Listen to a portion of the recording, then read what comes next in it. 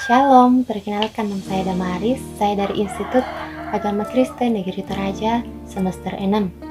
Dalam video saya kali ini, saya akan mencoba membahas mengenai tujuan khotbah. Video ini saya buat untuk memenuhi tugas dari mata kuliah homiletika.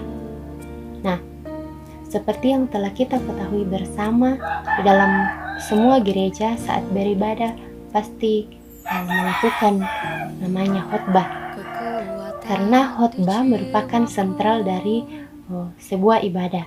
Tanpa khotbah, ibadah tidak akan terasa sempurna, sehingga dikatakan bahwa khotbah merupakan sebuah jantung dari sebuah ibadah. Khotbah selalu identik dengan pemberitaan akan kebenaran firman Tuhan. Nah, dalam Kamus Besar Bahasa Indonesia, khotbah merupakan suatu pidato yang menguraikan ajaran agama.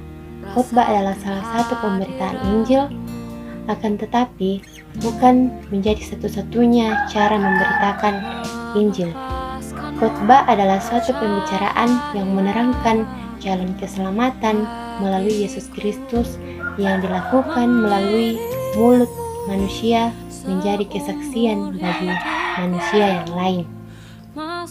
Jadi, tujuan utama dari khotbah adalah memberitakan kabar kesukaan, yaitu pernyataan Allah di dalam Yesus Kristus untuk menebus manusia dari dosa. Itulah inti pemberitaan dalam khotbah. Pernyataan Allah yang paling sempurna ialah di dalam Yesus Kristus.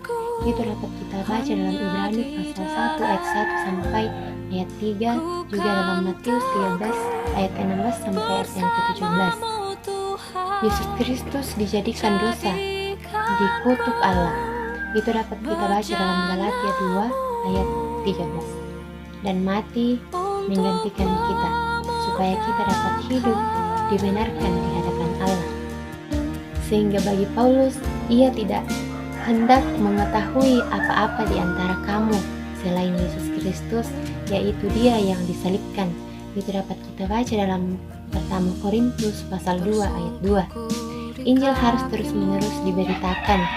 Dalam 1 Korintus pasal 9 ayat 16, Injil adalah kekuatan Allah yang menyelamatkan setiap orang yang percaya. Itu dapat kita baca dalam Roma ayat pasal 1 ayat 16. Hal ini juga merupakan perintah Yesus.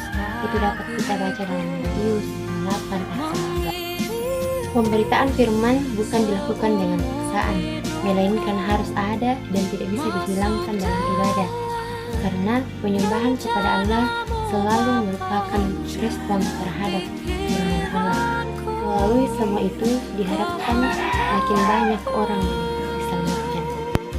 Nah, perlu kita ingat saat kita melakukan khotbah, hindari membahas ekonomi terlalu monoton, hindari membahas politik terlalu monoton, mendengar karena iman bertumbuh melalui khotbah. Demikian yang saya dapat sampaikan. Terima kasih sudah menonton. Semoga bermanfaat ya. Tuhan Yesus memberkati.